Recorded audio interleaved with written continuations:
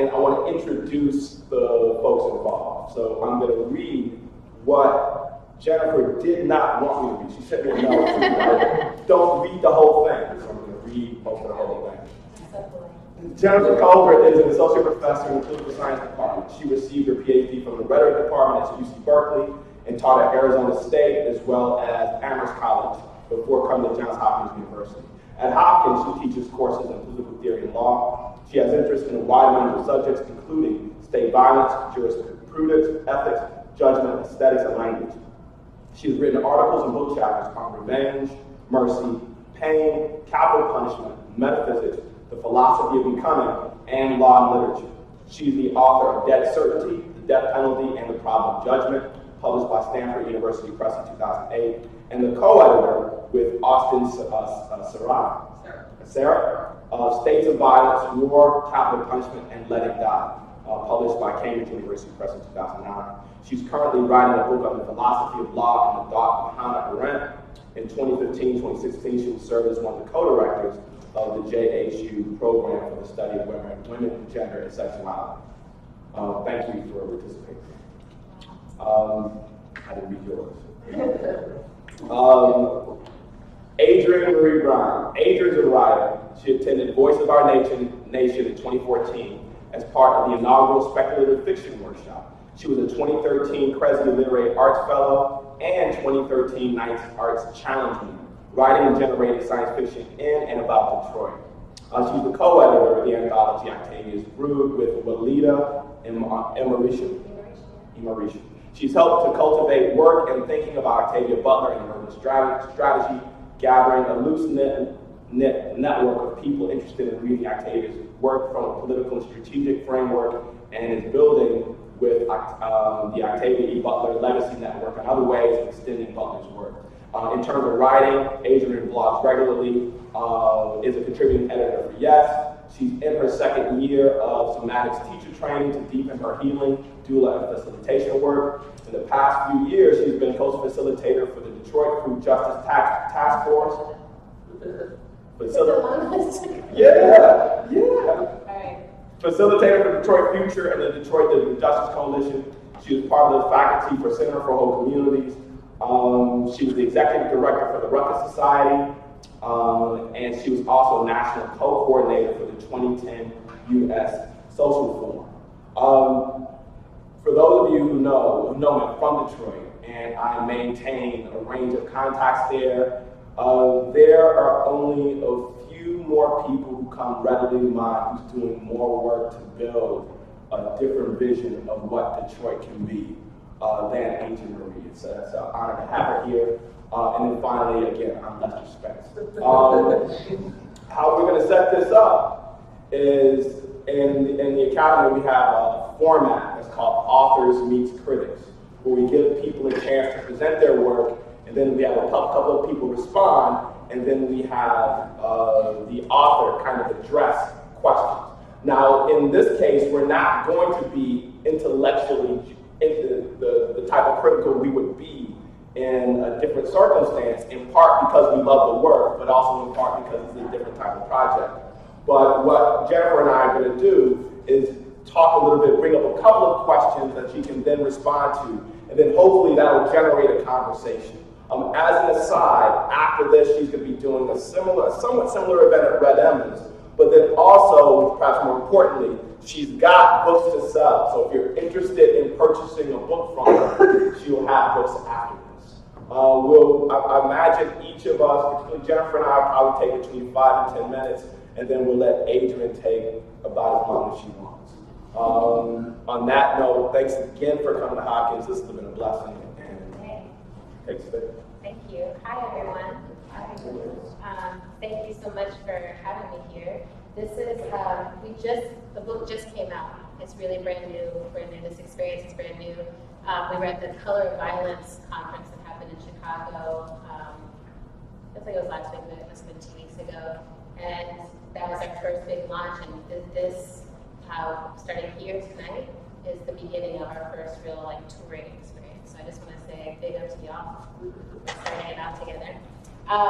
So my name is Adrienne Maree Brown, and I wrote some things up because this is an academic environment. I want to be appropriate and on point.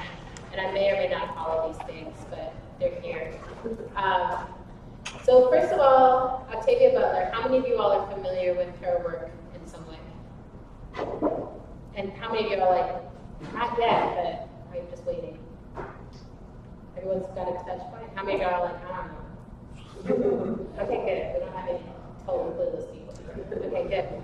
So Octavia is incredible, and I started becoming obsessed with her work in my late teens, early 20s, at the same time as I was getting really politicized as an organizer. And Amadou Diallo was killed while I was on a college campus in New York, and suddenly I was in the streets and raging for change and wanting everything to happen immediately. At the same time, going back to my room and reading Octavia's work over and over and over again, and somehow feeling like there was a connection between these things, but I couldn't quite piece it out. You know, I was a sci-fi nerd who also thought very seriously about the way the world should change. And I was like, I think I would be embarrassed if I actually told people that I am a science fiction nerd, that I'm like watching Star Trek and doing all these things and taking it very seriously. And for a while that lasted. I did some voter organizing, I did direct action, I did a lot of different kinds of things in the world. And I kept coming back to science fiction for my place that I could draw imagination, work my muscles, feel more hopeful, feel more interested in what was possible for the world than the constructs of right and wrong that we currently work in. And Octavia is like the patron saint of offering these really challenging and interesting questions about what it means to be human in this moment, what it means to be Black, what it means to be a woman, what it means to be a protagonist in an environment that is not familiar. She does a great job of that. So I started pulling it together in Detroit at a gathering called the Allied Media Conference. Started offering these sessions called, Reading Octavia Politically, Reading Octavia Strategically, Octavia Butler Symposiums, and having people really sit and look at, if we read the parables and then try to apply them to what we're doing, what can we learn, whatever leader's doing that's interesting. And over again, it was like they're adapting in real time. Their relationship to change is everything. And at the same time, I'm over here organizing and seeing that the way we're doing leadership development for organizers is not really about adaptation. It's learning to campaign in a very linear way, learning to make 5-year plans, learning to interact with an electoral process that doesn't really take into account what's happening on the ground. So I was like, how do we bring these conversations together? And it started to become more and more important to use science fiction as a place for people to explore, to play with different ways of creating change. I met Walida and Marisha. Actually, we didn't meet in person. We were both doing similar work, and people kept saying, you have to meet her, you have to meet her. And we came together because she was doing something called visionary fiction. And she was developing this concept at the same time I was developing the Octavia Butler work.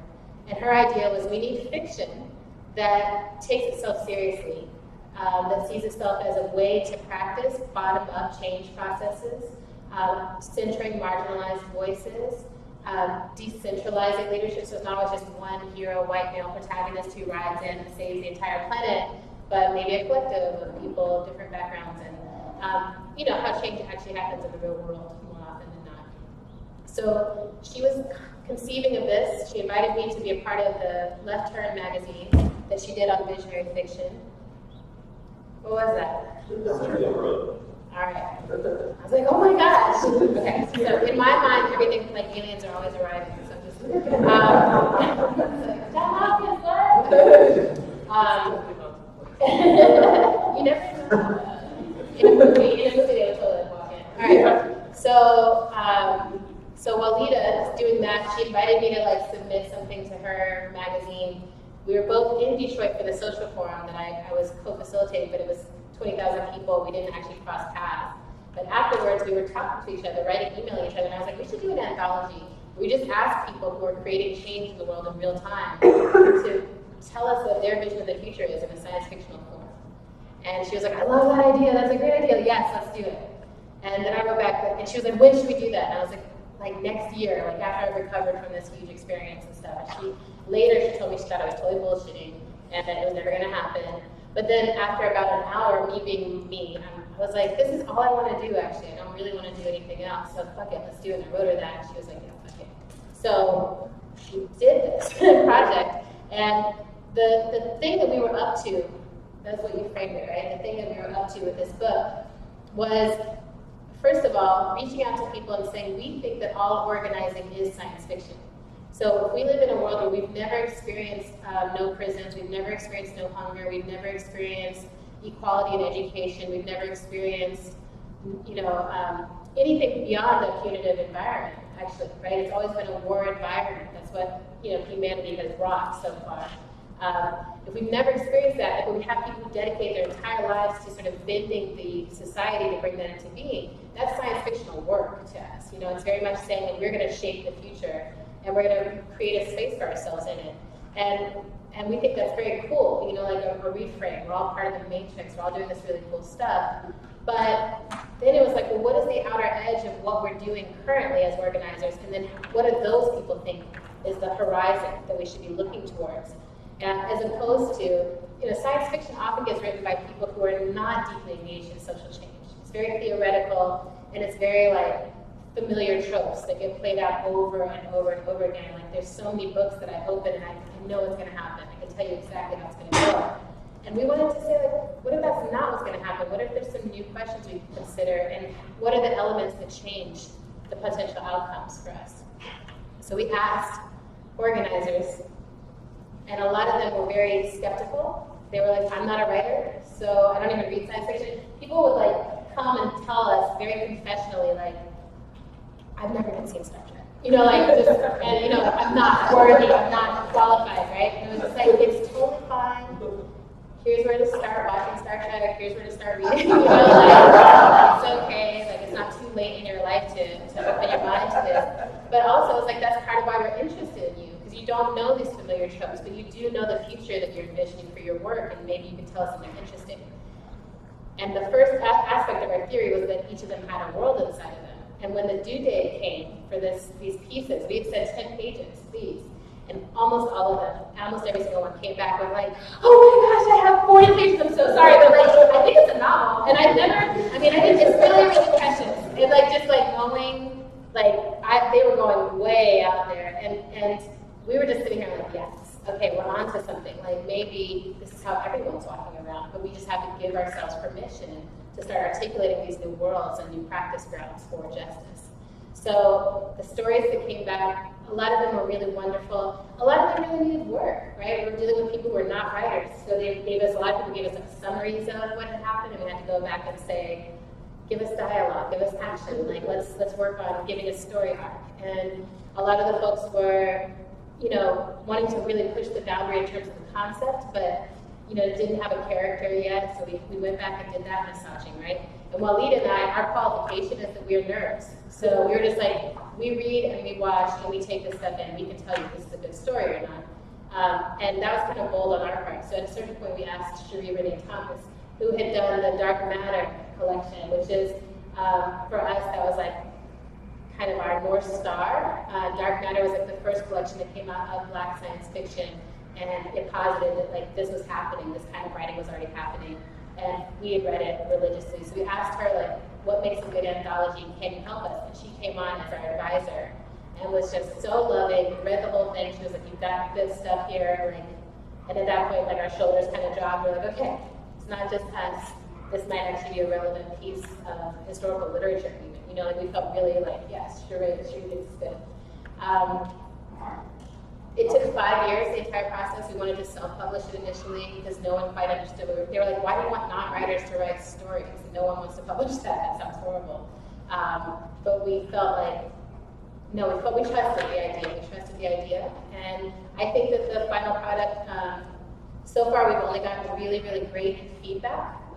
Not perfection, but people really understand what we're doing. The authors themselves are overjoyed to be out in the world as sci-fi writers and starting to receive that kind of praise and attention for their stories. Many of the stories move people to tears, move me to tears when I read them, because they do come from a very tender place of actual hope for an actual future. It's not, there's very little dreaming. It's very much this is what I want to call into being. And there's a lot of responsibility in it now. As we start to tour it, we're doing a couple of pieces of it. So, the tour, I'll read a piece. We have Mamiya Jamal in the book, and he has recorded his piece for us so that we can play it at different readings so that his voice can be in the room. We actually want to get him to record the whole thing, but right now he's sick, as I'm sure many of you are aware of, and it's not clear what access we'll have to be in communication with him or anyone else. But our dream is to have him record the audiobook so that we can have that. We're doing collective sci-fi writing workshops around this. So going out and actually walking circles of people through the process of building a world together and doing collective ideation, because that's another aspect of this is we need to learn the practice of not just going off by ourselves with good ideas and then coming back and having to compete with each other for limited resources to manifest them. We have to learn how do we, if we want a world where more people can actually be a part of it, how do we actually do that at the ideation level, start creating that world together in real time. So we're honing that skill set. And again, people are writing really beautiful work in that context. And then we're doing sci-fi and direct action workshops, emergent strategy. Did I talk about emergent strategy yet? What that is? So emergence is the theory, scientific theory, that complex patterns and systems arise out of relatively simple interactions. So birds flocking, schools of fish in motion, the way mushrooms grow, the way spirals on the fingertip reflect up to the galaxy shape. So there's all these like really beautiful systems in nature that are very complex, but actually it's just one or two small moves. And what I've been noticing is that in Octavia Butler's work, her protagonists are actually practicing something like emergent strategy, where all these relatively simple interactions, relationships, love, interactions, conversations, are what lead to these very complex patterns of telepaths who are in touch with each other, or post-human aliens, love species, or whatever else is happening in her books. So that's what we've been doing workshops around that. How do we, in our movement, learn to respond like a flock of birds rather than like a lockstep marching army? So we're doing a lot to move the content off of the page and into people's lives so that when folks interact with it, they both get the stories, but then it's also a live experience, and they walk away with, here's how I could be more adaptive. Here's how I could be more aware of the fractal systems I'm supporting. Here's how I could be more of a protagonist in the future that we're trying to build. Check. Thank you. That's everything? Great. All right, good. That if I could have used my teaching class and say, you know what, I taught this class, Jennifer, can you go first? Then Jennifer goes, but because we both just taught, I'm going to actually go now, and then it's okay. And then, yeah. Such a gentleman. Right. So what I want to do is, one of the things that we focused on in political science in general, and particularly in the department, in the political science department here, is focus on the relationship between ideas, interests, and institutions. So in American politics, the study of American politics made a number of transitions, but recently there's this thing called American political development that's kind of taken hold. And American political development is a response to a couple of different trends. Like one trend was the response in political science of solely studying solely studying attitudes, right? So you conduct a survey of 1,000, 2,000 people, you ask them about their preferences about the president, you ask them about how they felt about black people, you ask them how they felt about welfare, and then you look at the relationships between the three of them and call that politics, right? I mean, I was trained at the University of Michigan, this is kind of what we do, I still kind of do that, but that was the fundamental thing. And although that helps us understand politics in a way, right, that its attitudes do perform work, there's a whole bunch of stuff that it doesn't help us understand. So, American political development is partially a response to the behavioral movement. But then it's also partially a response to this kind of really strong left move that says American politics is solely the function of power. That is, you've got people with a lot of resources who basically make American politics, who work American politics like a puppet. And then you can just look at their interests and then determine how American politics goes. And that actually helps us understand something. I mean, certainly we can't understand some aspects of the neoliberal term without understanding that power move, right? But the thing is that doesn't there's certain things it doesn't help us understand. Like, so for example, talking about the neoliberal term, there's this moment when the economy crashes, right? Where people don't know what to do. People with power don't know what to do. right? In part because the thing they used to problem solve the economy, economics, was itself broken, right? So in the middle of that, ideas become really, really, really important. And that's kind of what APD is about. Not just studying ideas, but about studying the interplay between ideas, interests, and institutions, right? So when things are really, really complex, and you've got a lot of stuff in flux, ideas can help generate institutions, right? They can help generate, if not the institutions themselves, they can kind of set up a blueprint of how institutions should work, right? They can help us, think about ourselves in ways that bind us together or separate us. They can help shape our identities, right? And then through doing that, in part, they can help determine what our interests are. Well, this idea tells us that when this happens, this is the thing we should do, right? Now, when we talk about ideas, the interplay between the three, what we largely focused on are political ideas expressed by political actors or people with intellectual expertise, like the ideas of Gary Becker as an economist, et cetera, et cetera. What Octavia Butler's work helps us do, among other things, is help us understand how ideas work in science fiction, kind of to generate social justice alternatives. Now, of course, if we think about how ideas work in science fiction in general, we can point to a number of ways in which ideas in science fiction bleed into the new world. They generate new technologies. The countdown, for example, like anytime, those of us who are kind of a certain age, remember when they actually used to have TV stuff. When the rockets went up, they actually would have news breaks. They don't do that as much anymore. But that countdown appears first in a 1929 German science fiction movie directed by Fritz Lang, right? The iPhone that many of us use isn't really possible without the forerunner of that is probably the Star Trek hand communicator, right? And there are a number of other things, right? But that's like technology stuff. How do we think about ideas working in science fiction? So what I'm going to focus just on Octavia Butler's Parable series, which was originally a 3 volumes, which was a plan to be a 3-volume series, but she passed away before the 3rd volume could get created. But she had. In the Huntington Library, they just released a lot of her papers, and there's like 80-something drafts of the 3rd one. She got stuck in hopelessness.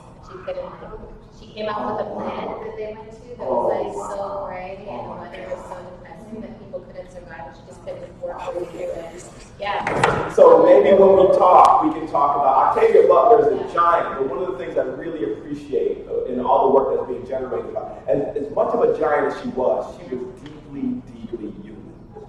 I mean, she was so human. So she suffered from depression and anxiety. She didn't think her work was good enough. So all the things that those of us who are in the academy think that everybody else has figured out except us, right? She exhibited all that stuff, right? But Ursi. So Parable of the Sower and Parable of the Talents is basically about the creation of a new spiritual system. And it's about a war contesting, she doesn't articulate it this way, but the way I read it is about a war of contesting ideas. It's in the kind of the early, like the first, maybe the 3rd or 4th decade of the 21st century, when the American political project as we know it is fractured as a result of climate change and war, and it's become deeply, deeply privatized. And you've got 2 basic camps. One camp is basically the state, right? Where the state is basically has been taken over by right-wing evangelical conservatives who articulate America as being a very specific religious, quasi-racial right-wing project. And then the other idea is an idea proposed, developed by a young African-American girl who's only 12 years old when she starts thinking about it, but who's 18 when she starts to develop it. And she develops it she begins to develop it and build it after her city, after her little privatized town was destroyed by rioters and her family was killed. And she has to travel from somewhere near LA up into like Northern California, basically by herself with a ragtag bunch of other people in what's like a Mad Max environment. And what we see this girl do is generate this project. So Earthseed, the central idea is that God is change, right? And we shape God, and God shapes us. But the fundamental reality is God is change. And for humanity to take full advantage of that idea, what we have to do is go to the stars, literally. As we have to build an infrastructure that takes us to another planet. Now, how does that idea that's proposed by an 18-year-old girl with nobody, right? It's just her and her ragtag group. How does that shape interests? How does that build institutions, right? So up until that moment, the American identity itself is deeply, deeply, deeply fractured. And every institution that means something in the country is itself either fractured or held hostage, right? So by proposing that, what she proposes is the creation of a new institution, right? Because to generate, to actually be able to send people to the stars, what you have to do is create something far bigger than even NASA is, right? So that gives you an institution, that gives you a sense of the form, but then it generates identities that can bind you together that's positive, as positive and inclusive, as opposed to negative and kind of antagonistic. And then it helps us generate interest. Now, if you read how Octavia's thinking about this, she's not thinking about this as an American political development project or that interplay, but she is trying to think through questions of political power and political responsibility. And she's trying to at least promote the idea that there is a way out, even in the most dystopian of environments. And she does that in her other work as well, but that's the work that speaks to me most. Now, what I'm going to do is talk a little bit about, and that's going to generate the question I have. I'm going to talk a little bit about a couple of pieces that really spoke to me here, and they helped me think about kind of traditional stuff in varying ways. And then I'm going to end with my question and hand the mic to Jeremy. So one of the pieces was the piece that Maree Abu-Jamal wrote about, it was previously, I think it might have been previously written. He writes it about, it's a really short piece, and it's about Star Wars, right, the first movie.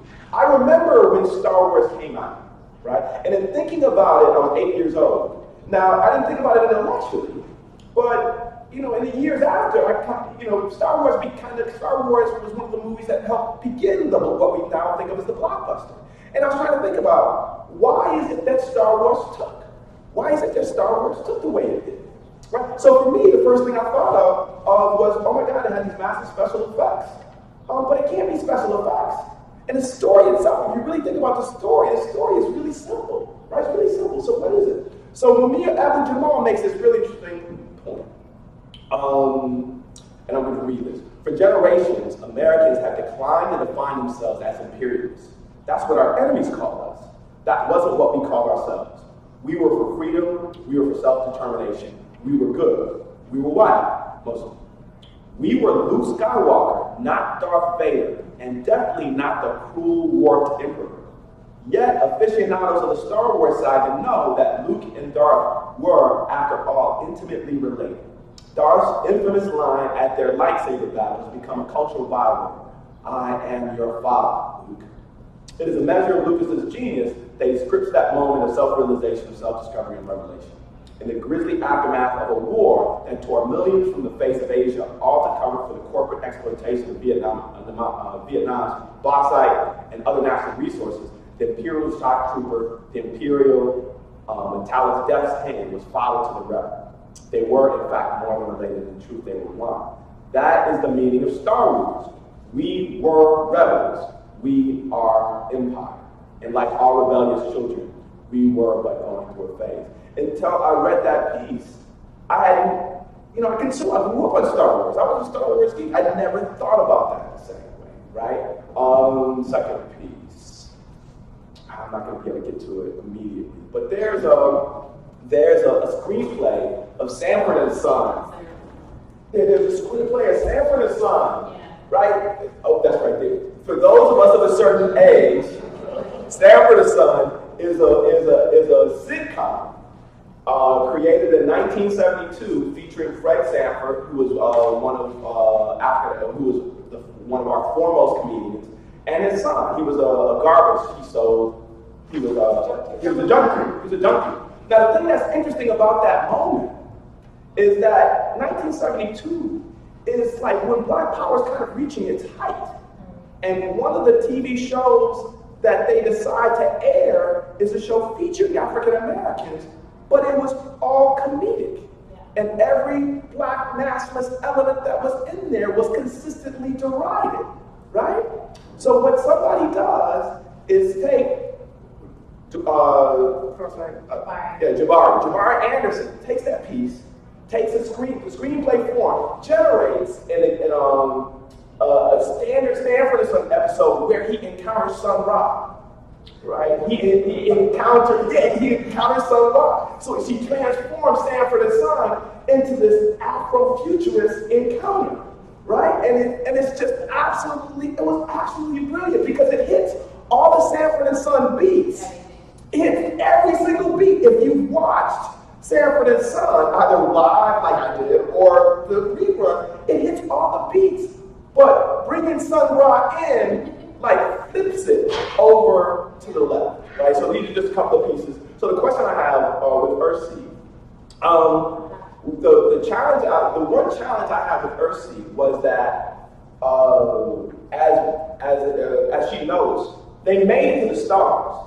The end of the second book is tragic in a way, but in general, it's a happy ending where she generates enough support for Earthseed where they do go to the stars. But there's a big gap between that end and that act. We have to imagine the state formation that goes into that moment.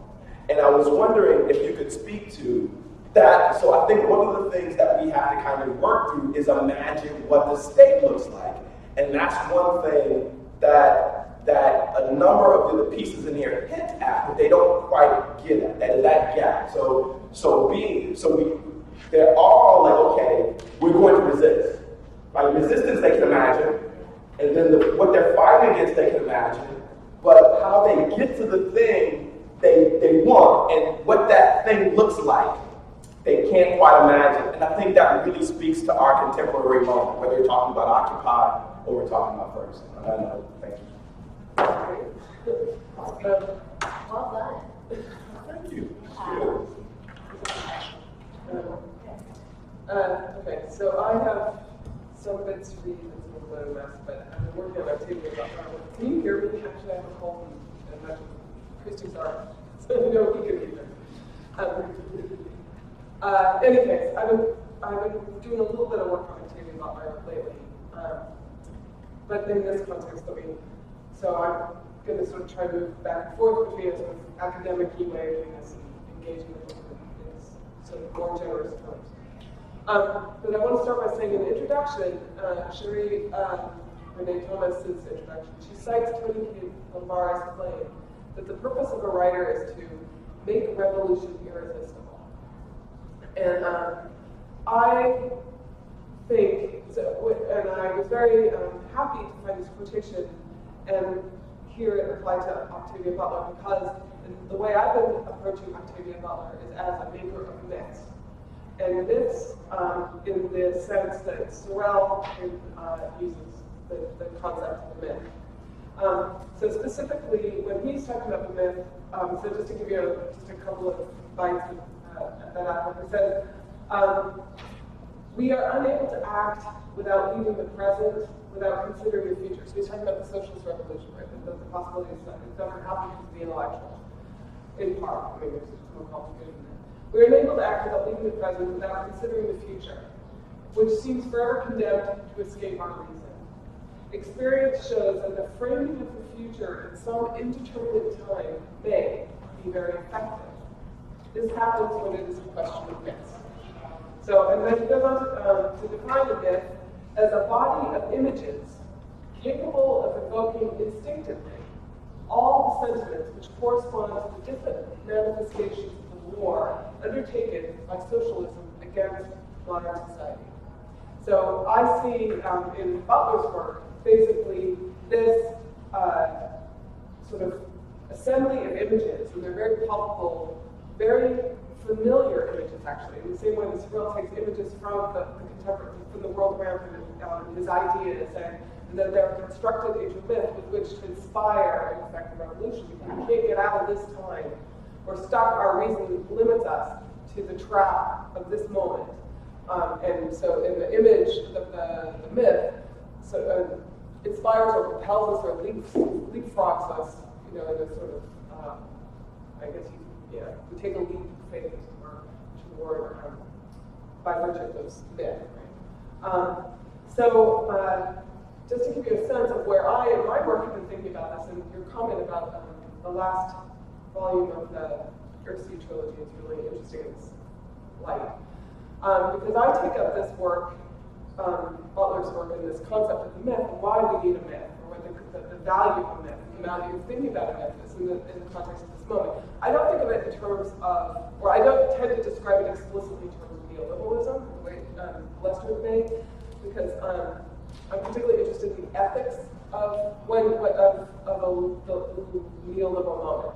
For those of us who recognize the neoliberal moment as such, what do we do about it? How do we act in it? Because as Sorrell suggests, right, we're trapped by reason. So I use the notion of the durative present from Elizabeth Povinelli, who's an anthropologist who's actually using the work of Peirce to describe the sort of the stuckness of our being of this moment, right, and the challenge of what she calls Povinelli in her account of she's talking about Aboriginal lives in and sort of the day-to-day grind of life in far-flung parts of Australia, which are apparently no longer a part of Australia, according to the recent politics of Australia. Right.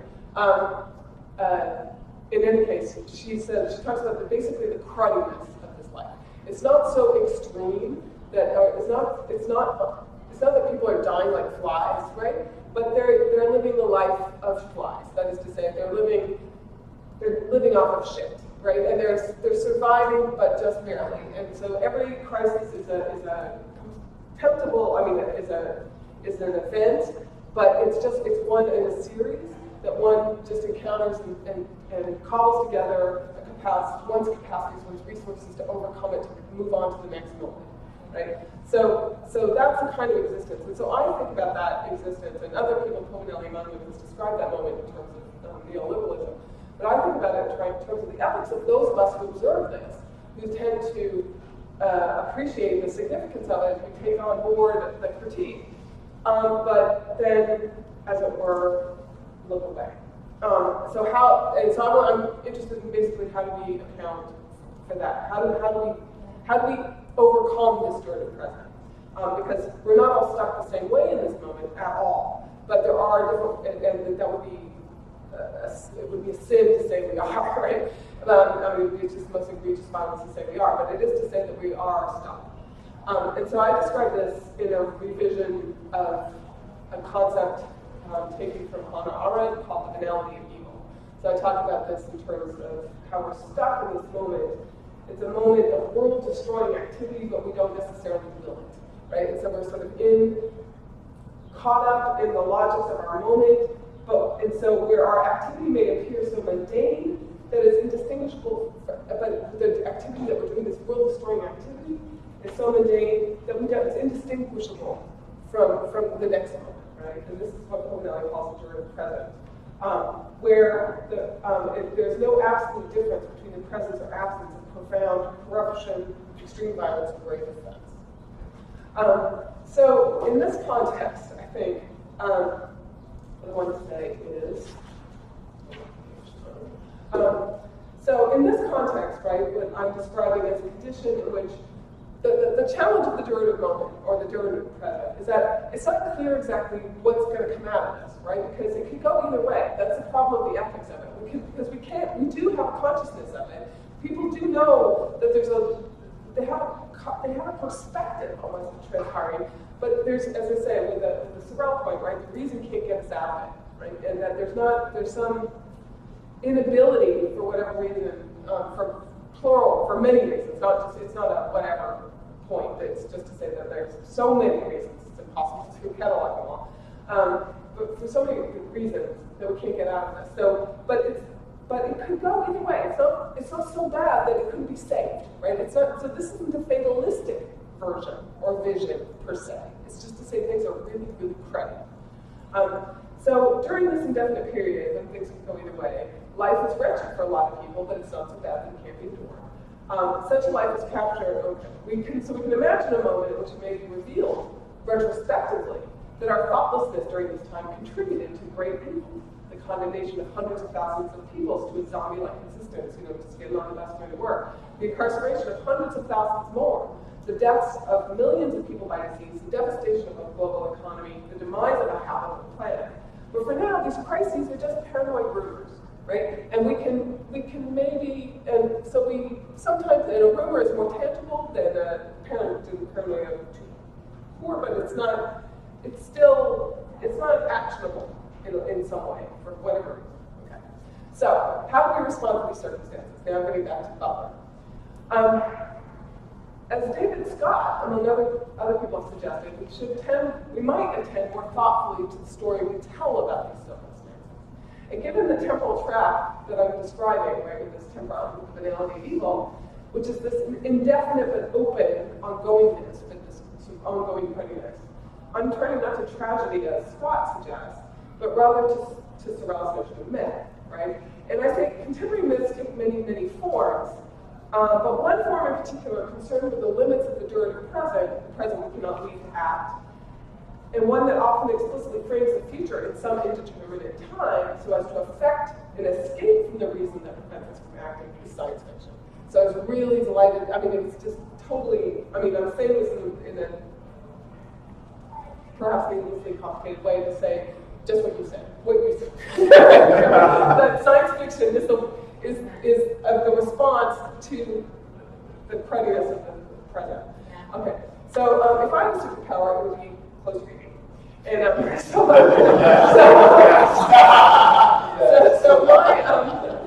I'm going to turn to a short story like Butler. And it's not one of, okay, so here it goes. So the story is called Speech Sounds. So it's a story that begins on public transportation. There was trouble aboard the Washington Boulevard bus. Okay, so set in the context of a society that had been decimated by an unknown agent, the illness, if it was an illness, unquote, that cut even the living off from one another. Speech Sounds by Butler follows the journey of a woman named Maree as she travels from her house in Los Angeles to find any surviving members of her family in Pasadena. Such a journey is perilous and Maree is spectacular. And because those who have survived the illness, if it was an illness, were severely impaired, right? So language was lost in particular, or affected in some ways to make verbal or written communication nearly impossible. But many also suffered intellectual impairment, and particularly right-handed men. That's what the most doomed. In any case, on the bus, Maree watches warily as a fight breaks out between two young men when the motion of the bus throws from one man into the other. And amongst the spectators, as prone to violence as two young men, another fight breaks out, so these fights just sort of, it's ricocheting. So then the bus driver hits the brakes, succeeding in knocking over the combatants, and Maree escapes the bus. So this is the beginning of one of Butler's, I think, least interesting short stories. But I turned to it in part. It's clear.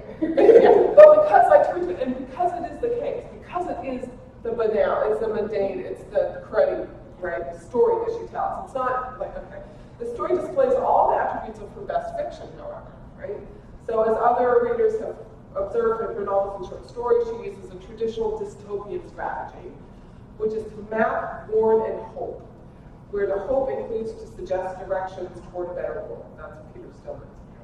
So in her mental images or cognitive maps of future dystopias, Stillman points out that Butler weaves together the imagined future development of contemporary tendencies, such as increasing social divisions, economic inequality, global warming, the political fantasies of the anti-government right and the religious right, to generate detailed descriptions of social totalities that contextualize these tendencies into concrete institutions, practices, and personal experiences.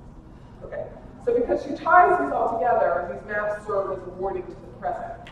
But despite the disaster she depicts, she also looks for hope. So in a piece published in Essence in 2008, in 2000, for example, she herself claims the very act of trying to look ahead, to discern possibilities and offer warnings is in itself an act of hope. Okay. So at the same time that speech sounds maps towards and hopes, unlike some of Butler's more famous stories and novels, the ones I recommend, not the short story, it doesn't dramatize what Butler sees ahead in an exciting way. So this is a really boring version of some present and future. There are no glamorous alien species or human witches. Sex involves an awkward moment with a condom. What was sex is usually superlative here, so, well, unless it's real. But this is one extreme example. What relationships there are end abruptly and violently without consequences. But for this reason, I think speech sound speaks more directly to the banality of the conditions in which Butler has to work to construct an image or a myth that provides a perspective from which to view the during the present. And indeed, speech sound was inspired by an event Butler herself witnessed when she was on a bus on the way to visit a friend who was dying in the hospital. And this speaks to something that Lester also said about her humanity. So as Butler recalls on the bus, quote, one man had decided he didn't like the way another man was looking at him, didn't like it at all, unquote. So the accused man protested his innocence and moved toward the exit of the bus so as to avoid any trouble. But then Butler says, he turned back and edged back into the argument. Maybe his own pride was involved. Why the hell should he be the one to run away? So one thing leads to another, and there's a short fight, bloody fight, and the proud man wins. When the other man gets off the bus, fearful that the driver's going to call the police. But during the fight, according to Butler, the rest of the passengers, herself included, ducked and yelled and tried to avoid getting hit. And then afterwards, she sat on the bus saying, it says, she felt more depressed than ever, hating the whole hopeless, stupid business, and wondering whether the human species would ever grow up enough to learn to communicate without using fists of one kind or another. So I'll be doing just So everyday life, I think, closely resembles this post-catastrophic society that's depicted in speech sounds, and that's her point, right? And in which the absence of language contributes to this pervasive and exhausting feeling of dread, the anticipation of stupid violence in the aftermath of random, unintelligible terror, right? An illness if it wasn't, and profound loneliness, right? Or a plot if it wasn't a plot.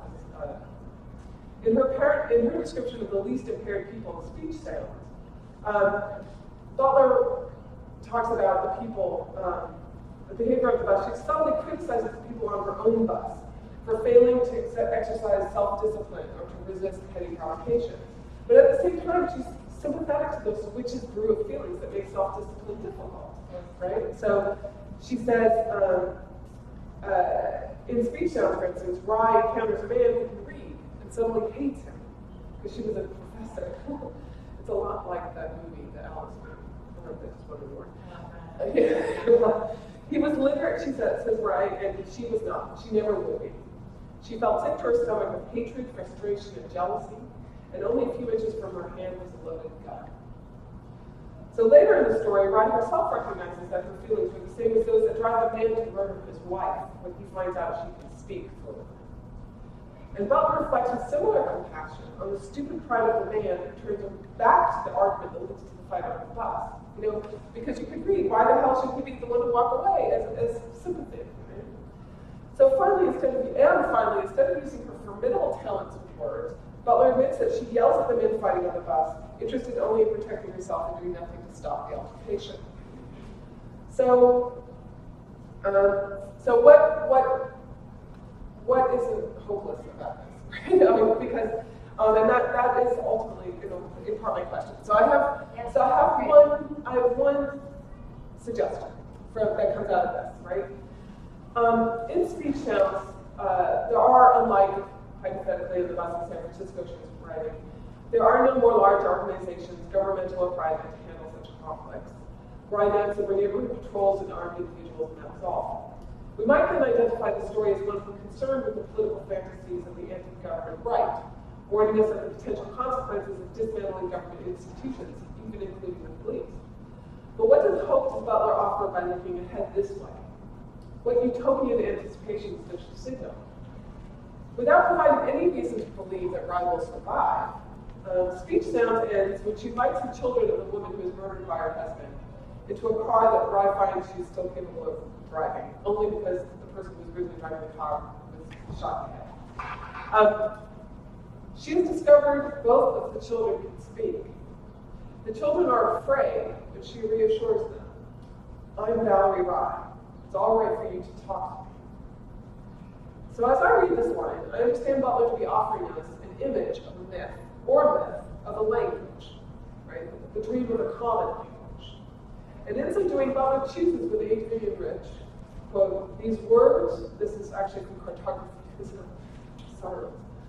These words, these whispers, conversations, from which time after time the truth breaks, moist and green. Despite the fact that, quote, in the same poem, the conversation begins with a lie. And each speaker of the so-called common language feels the ice floe split, the drift apart, as if powerless, as if up against a force of nature.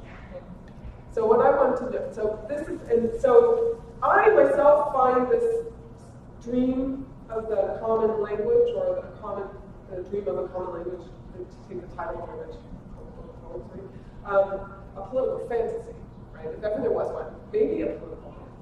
But what strikes me is that when one fills in the end of the story that way, one deprives something of the story, right? And so what struck me about this collection of stories, which is fantastic, right? It's really interesting because there are voices and perspectives and scenarios that are sometimes completely disoriented throughout the whole story. Others are very, very deeply familiar, but there's still some grain in it, or some string, it's not a common language per se, but there's something that speaks to you.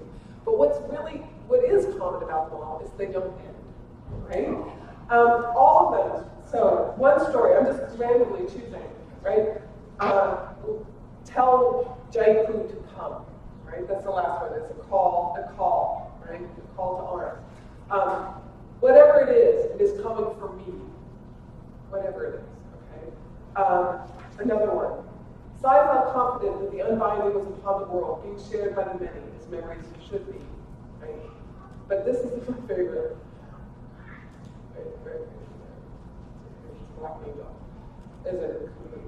She says, well, A side, and she slid another cigarette into her mouth. Tommy better know what the fuck to do with you, because I sure as hell don't. Great. So thank you. Awesome. So thanks for pointing that out. It was one of our things, like as I tell you these stories, like people came back and they were like, here's all of this. And we were like, okay, cool, the short story is right here, and like, what is a short story? What is the arc that will give people what we need for your idea? And also, like, we wanted to trick everyone into writing a novel. Like, we want all these stories, right? And so a lot of folks were like, give us what makes sense for right now. And then let's leave everyone wanting a little bit more of this, right? That's the iterative process, right? Like, also, the same thing that Octavia did for us. If you read the first and second parables and you're a writer, you're like, we need to fucking write more parables because she didn't give us the answer. I can't sleep like it. It's really upsetting, right? So we wanted to kind of have that effect as well for people. It's like, get them to the edge where they can't handle it anymore. My sister's story is the one where she's going onto the surface of the planet. Yeah. I can slide to that one too. Exactly, right? And like, I read and I was like, and then what happened? But it's just great. I can't believe I'm feeling all this. So I wasn't concerned about this person 3 minutes ago. So, okay, so I wrote down a lot of thoughts about what y'all said, so I'm just going to roll through them. One thing is that Octavia offered us many times, both in her work and in her interviews, which I highly recommend reading a collection called Conversations with Octavia. If you haven't, that's a collection of like all the interviews she did in her life, and it's just like, if you want to just say, bam, here's where she is. It's a good one. But she says that our fatal human flaw is hierarchy plus intelligence, right? Hierarchy plus intelligence. And so then when you ask this question on the institutions and the state, I think, what are the institutions that transcend this flaw? And I feel like she, we talk about this destiny where Earth is womb. Like, and on Earth Seed, I want to share this. So last year I was 35, and some point in the year I realized that there were 35 verses of Earth Seed in the parables. So me being like a Virgo, I was like, what? That was about me. So I made that. I was like, Octavia, what do you want me to do, love? So I did this collection where I just invited a bunch of people who I cared about to submit their reflections on a different verse. So this is something that you can get on, you can download off of my website. It's like this collection. It's beautiful. It's like a little meditation, but my mom meditates with it. Other people keep it in their bathroom. Whatever. But the idea of it is like the destiny is to take root amongst the stars, but in order for that to be true, then Earth is this womb. And I think therein is the answer to that institutional question, which is the institution is the mother body. So it's like, what would it look like to build an institution that's like a mother body as opposed to this like rigid thing? Because I work as a doula, and when you watch that birthing process happen, the whole body is giving birth. And yet there's also a very particular process that is happening, right? Like the womb is not the whole body, and the womb, the part of the body that's actually giving birth, and all of that will leave the body. The body will be forever changed, you know? So there's something about institutions that have that kind of adaptability and impermanence, but also like, you know, I think that we look at like NAACP or like major institutions that have been around for a long time, and how they both are able to serve the needs of the moment, and are so not, right? And so it's like, that's why Black Lives Matter comes into existence, because it's like, well, we need a different shape, because something new is getting birthed out here, and then that new thing will birth out new things, and that new thing will birth out new things. I think the long memory, which is one of the stories I think that you just quoted at the end of, is part of this. Is like, if you can have institutional memory to be able to understand that like these ideas are tied together over time, but relinquish the formational need, right? Because it's like, well, if you stay in one place, that's when you get eliminated. That's when we can't survive. But you know, mother moves, like she moves where she needs to go. So anyway, I think there's part of it that highlights the importance of mentoring and parenting and paying really great attention to the changes that happen across generations, rather than what can we just do in our lifetimes. So I pay so much attention to my nephew and my nieces about what are you thinking, who are you? Because, you know, fundamentally I will die, but I can make you more liberated. And then you will die, but you can lead more liberation, right? And it's like, I have to think on that long arc. So I think that's part of it. I think in the story, I mean, in this collection, two other authors who I think speak to it also are Alexis Pauline Gumbs and Leah Lakshmi Sinha. They both talk about post, like beyond the revolution, after, and looking back at kind of what has happened.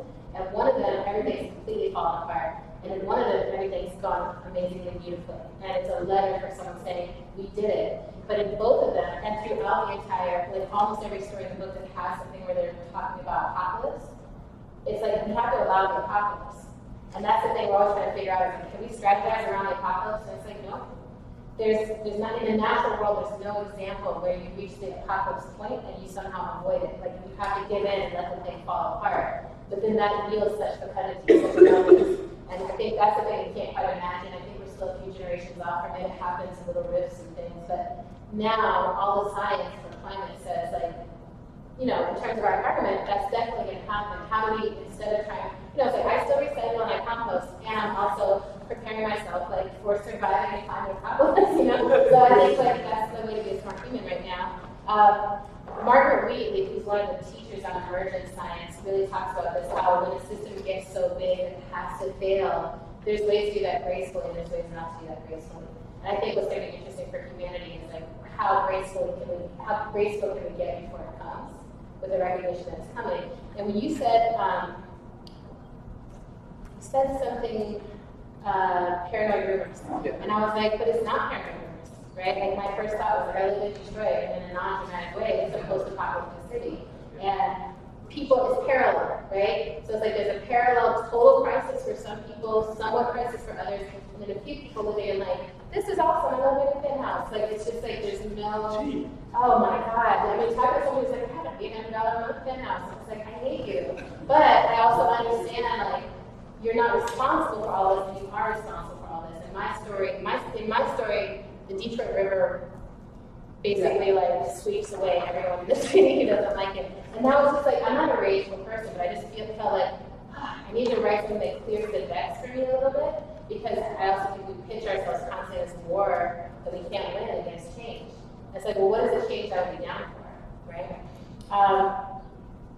The other thing I thought was, in terms of institution building, I love this question, and I love that you're wrestling with this, right? Like, I love that this is something you're really sitting with, because I feel like Leslie and I have known each other for over a decade now, and have been in these conversations really trying to figure out, like, through electoral politics, what is the way that we're actually going to get at some of these changes?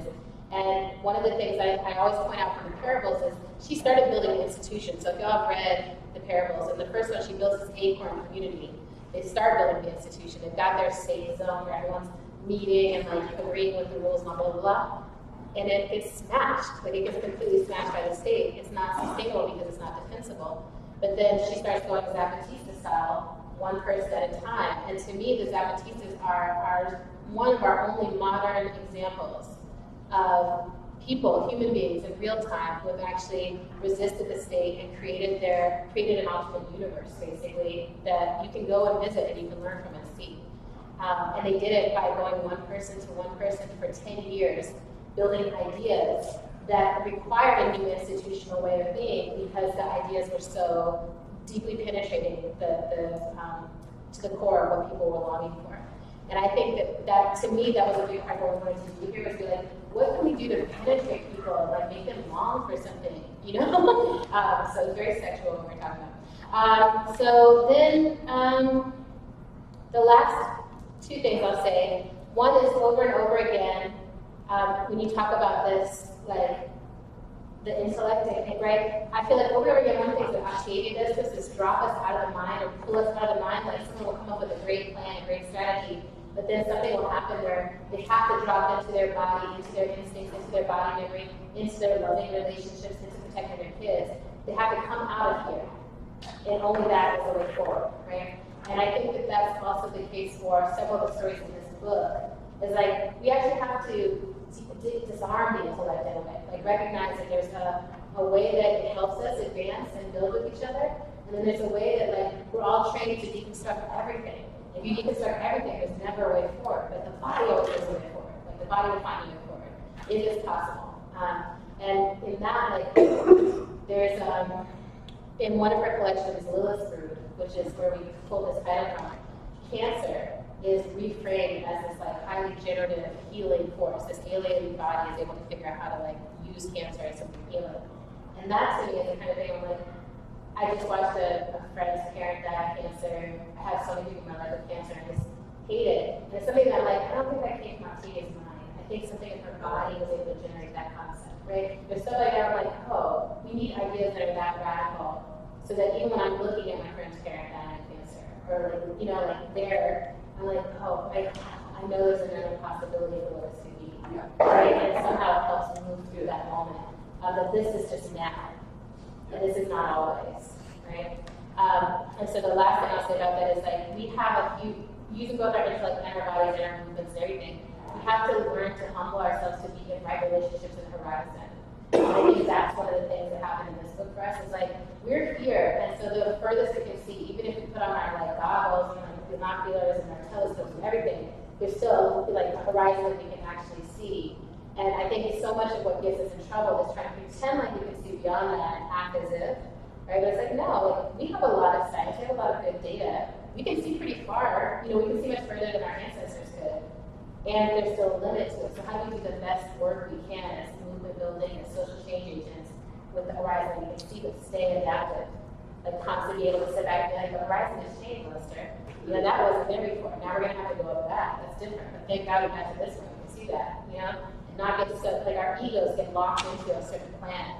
It's like, no, let that go. So I work as a facilitator. Tons of my life is spent helping people relinquish plans and actually be with, hey, here's the amount of money you actually have versus what you thought you would have. Here's the staff of people you actually have and the skills that they actually have versus like some idealized version.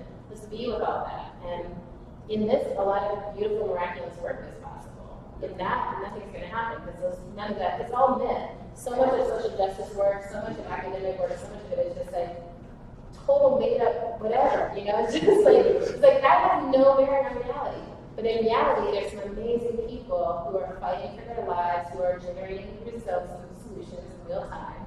And we should be with that. We should invest in them and support them. So, how are you time? Well, we've got. You don't want social media. Yeah. The other thing I was going to say just really quick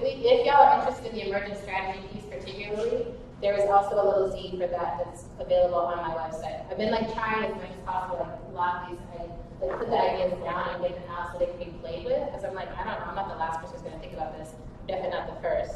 But I would love if y'all read it and you got back. In addition, I don't carry the market, I have these. So on that note, why don't we do this? First, tell them what your website is. It's adrienne.net. adrienne.net/blog, but I think if you just put adrienne.net, it goes there. Yeah. And then we'll take some questions for the audience. Oh, yeah. And then back to everyone. Yeah, okay, good. Don't have any questions? Or you could just talk about some of the stories if you want to. Yeah, my thoughts. I guess kind of one of your last points about what would be creative, the building blocks we have. And so a couple of the building blocks that we have to deal with are things around race and gender and sexuality. Yeah. There are obviously some of the issues that draw on Octavia Butler, and it's something that hasn't really been talked about today. So I'd love to hear, what people are thinking with, certainly imagine beyond is one strategy, but I think I would imagine there's a whole bunch of other things that some of your authors or that you guys are thinking about. So I'd love to hear some. Yeah, I mean, it's amazing to me how present race and ability and like gender, sexuality pieces were throughout the collection, the pieces that came back. Like they weren't necessarily the things we pursued. Like we asked people like write us about prisons, write us about hunger and climate and stuff like that. And a couple of the themes that I noticed, one is this piece around like, Lita and I talk a lot about utopia and like really letting go of utopia and how like utopia doesn't interest us, and I think for a lot of our writers, like either the utopia of heaven or like the utopia of like everything is perfect, everyone has a garden, like there's loots and clouds, whatever. It's just like, I don't want to be in some zone where I'm not like still challenged and still like figuring things out. And I think that was true for a lot of our writers, especially when it came. So it's like, there's one planet, Mia Mingus writes a story called Hollow. It's about a planet where all these folks who are considered imperfect, who have disabilities, have been basically shipped over to this other planet. And it doesn't get resolved by them no longer having those imperfections or those disabilities, but they amongst themselves create an entire society that completely adapts for that. And then of course it's innovating new ways of existence, right?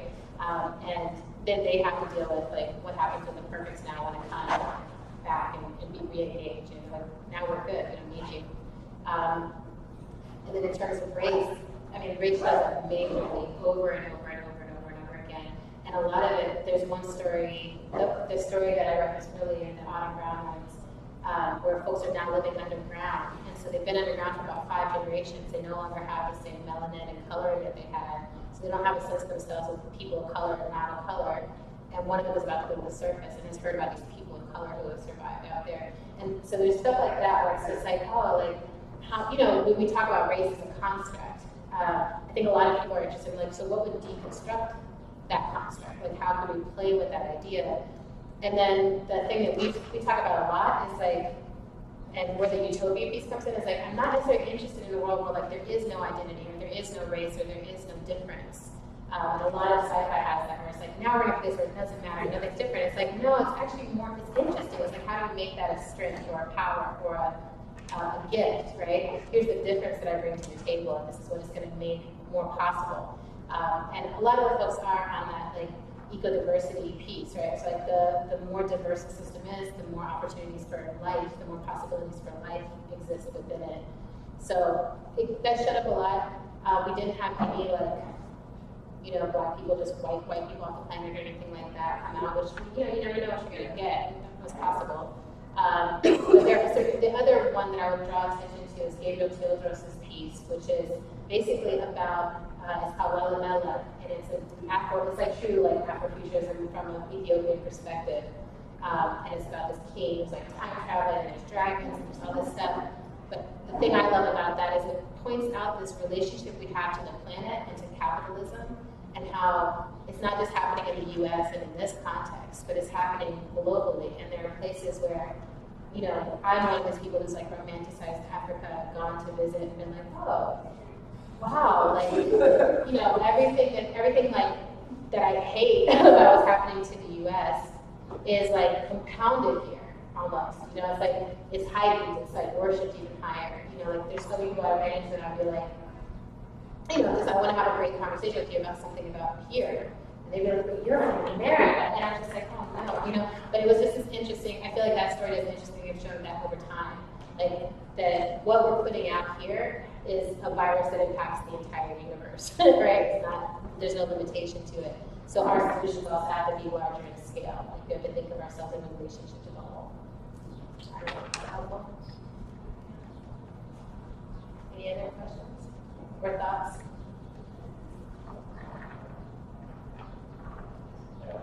So this kind of, I have a question about Kendrick, a little complicated, I'm not going to the book. You want a question, but no spoiler, right? Okay. Yeah, no, but I was curious because I feel like in that book, especially, it's like, it's science fictional prose, but it's reflecting the past, the past. Yes. And I wonder if you want to say more about that aspect of science fiction. It's not just future imagining, but also rewriting the past. Yeah, so one of the books, we excerpted a book in here that I think is great if you like that, which is Fire on the Mountain by Terry Bisson, which is like basically rewriting American history as if a certain rebellion had been successful that failed. And if it had been successful, then the whole southern part of the U.S. would like be New Africa, and like just this whole thing, right? Or the northern part would be Africa. Anyway, it's an awesome story. We excerpted part of it because we wanted to talk about this, that like, we have to also reconceive of how we understand what has happened. Octavia talked about this a lot. If you don't understand the past, then we can't, there's no way to create from that. Like, I'm paraphrasing, but it's like we try to, like, the worst science fiction I think that exists is when people really are not grounded in any past understanding or ideology, because then you see the same stuff just play out, but with no elegance, you know? But I think if you're able to look back and be like, okay, like, the long memory story that Morgan writes in here, she's talking about Guantanamo Bay. Like, it's a fantastical reimagining of what's happening there. And it's a near history. But it's really important to like look back at that and be like, how do we understand what's actually happening here? What have we learned from it? I think there's a lot that can be done there. There's another collection called Long Hidden that is an anthology that came out last year. And Daniel Jose Elder is one of the co-editors of it. And it's all like speculative fiction that happens from like 1490 to like 1920. And they're, again, it's gorgeous pieces, brilliant pieces, lots of magical realism and myth and like reframing time traveling and all of that. But it just keeps deepening that what I think Kindred opened, which is like, you know, I mean, for those who, has everyone here read Kindred? Some. So, I mean, the fundamental storyline of Kindred is this black woman gets pulled back through time into slavery era and discovers that her white ancestor is basically her white ancestor is like the slave owner and this like horrific little person. But she, you know, also cares for him. He's her ancestor. She's trying to. So then she has to wrestle with like, do I kill this person? Who, you know, what do I do in this situation? What's the right action to take? And she's really in the current moment, the present moment, married to a white man, and like it's just a really beautiful, like total playful. I think Octavia is like her playful thing with race, where she's just like, here, let's really go far in this. I was just going to mention in that context Wild Seed. Yes. Which yeah. I think Wild Seed is the best. It's the starting point. Oh, say more about it. Hi, thank you very much for this. We appreciate it. And so I have a question about Kindred and just following up on what you just said. And so my way of getting there is, you mentioned utopias, and I have been reading about Foucault on heterotopias, this ambivalent relationship toward futurity. It says, this is one line, as well, the first person who ever had a heterotopia was probably started with the garden. Yeah. And I thought, well, what's the opposite of the garden?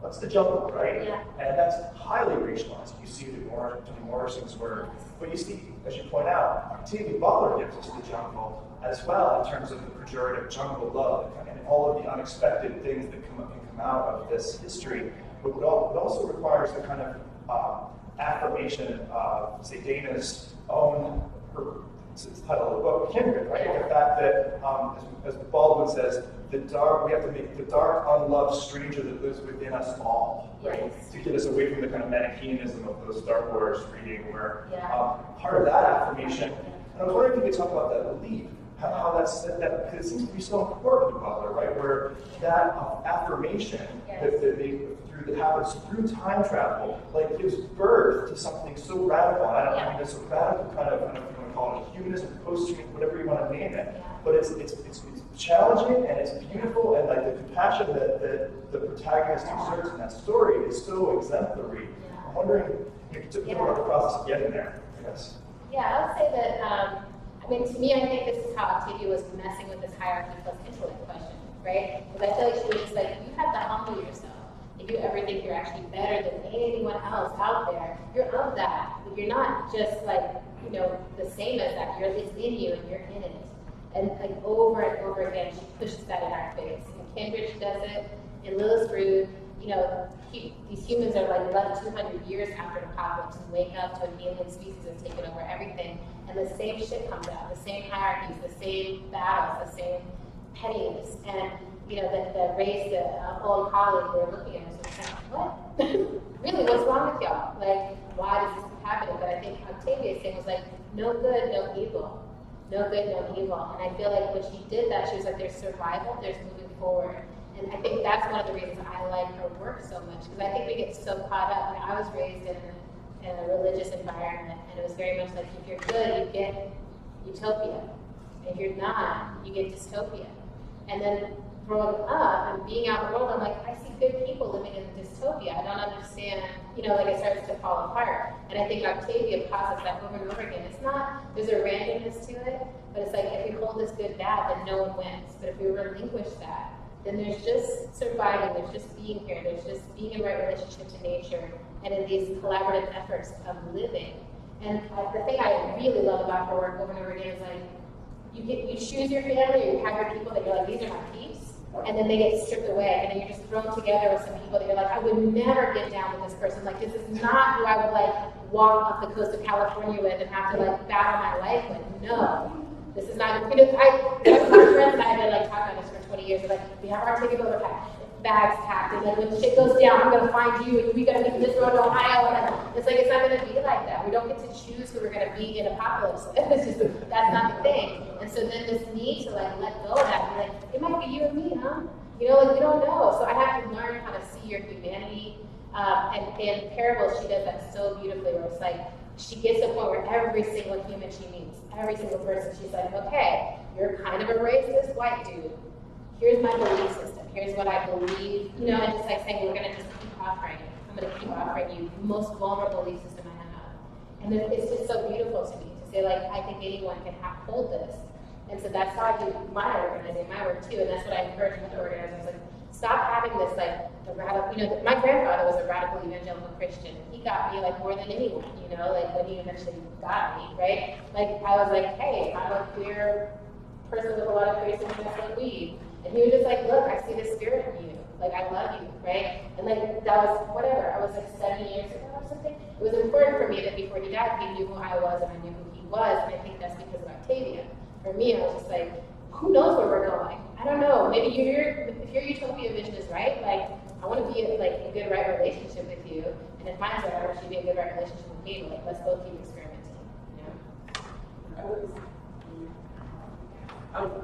It strikes me though, I'm not stuck, but it strikes me, because I just reread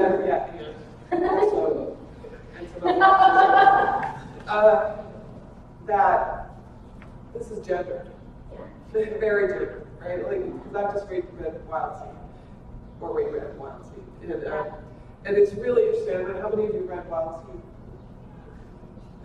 Y'all need to read your stuff. Because I don't want to give it away. Wild Seed also, like, it's a pattern series, and she wrote it, it's her first one. It's the first series that she wrote. Pattern Master, the last book of it, is the first book she ever wrote. And I think it's really important, if you want to understand everything else that she's written, I feel like that series is the key that unlocks the door to really conceiving of Octavia. I'm not going to give too much away by telling you this, but there are two main characters who have different forms of immortality. And one's female, one's male.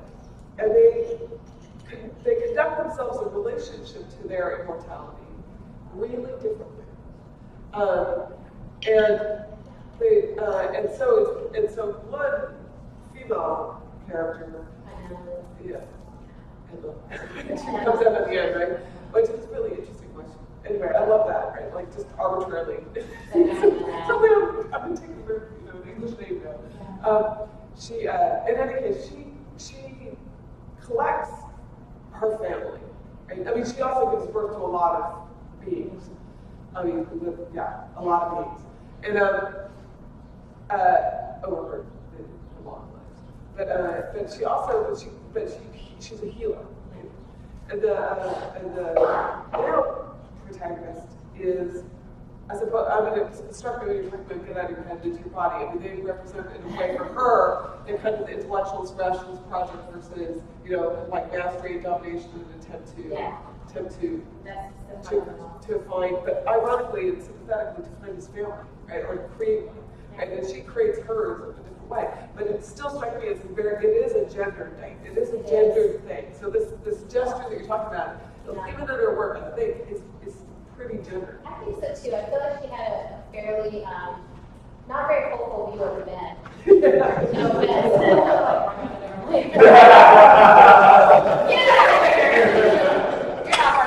Anyway, so I do think she had a less hopeful view of men. Not impossible. Not impossible, but one of the things that like moves me with Wild Seed, and I think happens in other places, is Anyamu has the capacity to heal. And I was doing some event in Oakland, and someone said, like, did she ever try to heal him? Did she ever try to heal him? Because like they both had these different kinds of immortalities, and like I was like, I think that's all she was doing. And I think that that's like one way to understand what love looks like in Octavia's stories. It's like these relationships of healing from trauma, and a fundamental thing that like the human experience is trauma. And then within that, often men get cast as the ones creating that trauma. Not only, but often they're the ones who are kind of really moving in the trauma, and then the women characters are the ones who are like, how do we take this and turn it into something, right?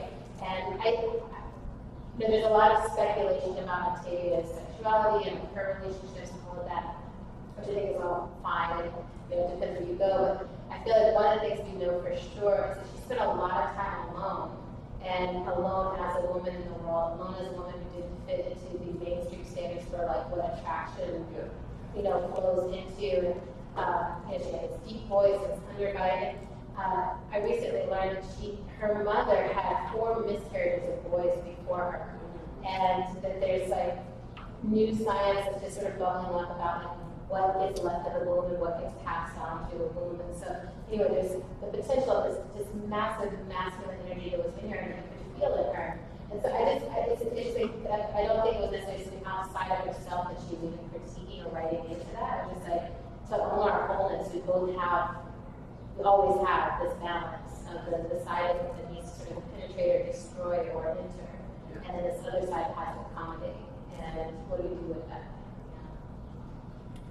Yeah. Hi. I have a follow-up question about dystopia. Even though you do not close utopia and dystopia in a binary way, when you started this project, you asked the contributors to imagine a utopia, and No, we said to. No, it's fine. We asked people to tell us what they could envision for the future of the thing that they worked on, right? So it might be the solution, or it's just like, tell us a story about what's going to happen with this, or what could happen with this, or what has happened with it, that's speculative, that's magical, like, that's outside of how we currently think of it. And one of the things about visionary fiction is it's not dystopian, it's not utopian, but we say we want something that's hard and realistic and hopeful, right? So like, we want to really feel like, oh, this is, I can touch this, I can feel, I can imagine this. There's very little in the book that's like, we're flitting on a cloud and then a rainbow poured into my mouth, and then like, like, it's not that kind of story, right? It's very like visceral. There's like, even the stories that feel less that way, like when you get back into it, you're like, oh, it's just because of the way that the story is structured, but the world is actually pretty visceral. And we wanted that, and then we wanted that touch of a little bit of hopefulness. So each of the stories, instead of heading towards utopia, it's like we're heading into some good problems. And I trust this person to be a solution-oriented person that seemed like it was good to us. Yeah. Okay, because I was going to ask the power of the negative. Yes. And we're thinking about social justice. It's like huge. Tragedy, the power of the negative. Yeah. If you're not posing those two things. No, but the power of the negative is absolutely imperative to how, like, people, it would be great if people just changed, because I was like, you know what would be so nice is more cucumbers, like, but no one changes this thing, and they're just like, we have a famine! Whoa! You know, like, right? So, then in terms of organizing, right, like, we've talked about this for years, it's like, how do we become a generative species when our orientation is towards such crisis orientation, you know, as a crisis orientation, from the news to like our families, right? You know, like I love my mom and I adore her to pieces, but like her worst case scenario thinking skills are like way advanced, right? You know? She's like, well, just let me know. And she's been working on it, you know, but like I think a lot of, you know, I think actually that's part of how our parental practice gets trained into us. It's like, you have to protect this person from total death and kidnapping and rape, you know, it's just like, we're also like love and, you know, make them really strong and give them like really amazing values, right? So it's like both and. Like now that I love children, I'm like, I get it. Like this world is so fucking horrible. Like the world seems so much more horrible when you have children that you love trying to traverse it, right? So, but yeah, I think that the uses of the negative, like there's so much dystopian narrative out there that I would love to spend more time just breaking down. Like, what are you supposed to be afraid of from this, and what are you supposed to do because of that? So we've been doing these workshops, sci-fi direct action workshops, where we actually get into like, so get into Star Wars. Like, what's actually happening here? What are you supposed to be scared of? You know, like what's the real world thing you're supposed to be scared of because you're watching this? Is it imperialism? Is it capitalism? You know, like what's the Avatar? The movie Avatar? It's like, yeah, if you watch Avatar, like what you're supposed to actually be scared of, if you understand it, is capitalism. You know, it's not just like, ooh, pretty blue people. It's like, no, like this is a narrative. This is making a case for something. And all of them are. You know, what is it, Godzilla? All of them are, right? But it's just like, what are you actually supposed to be scared of here? And then how do you deconstruct that? And then what's the action to take in response to that?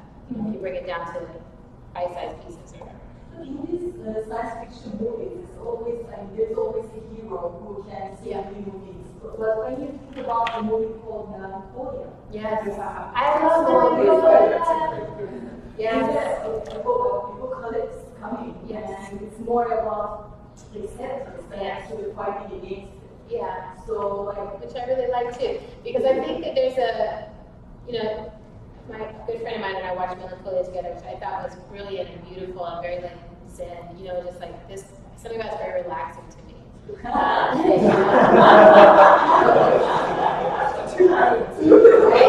know, well, I think there's something, right, well, but I also think because I've spent my whole life fighting in such a way, it was like, if the possibility for change is there, and you don't fight, I don't understand that. If the possibility for change is there, you have to fight, like you have to change, you have to create that change, right? And so like that's been the premise of my whole life, but it means I've been burnt out like several times. I'm like, now, this is it! You know, like Lester met me when I was like, we gotta get pushed out of office! And like, it was just like, it could happen right now, and I was just fired up about it.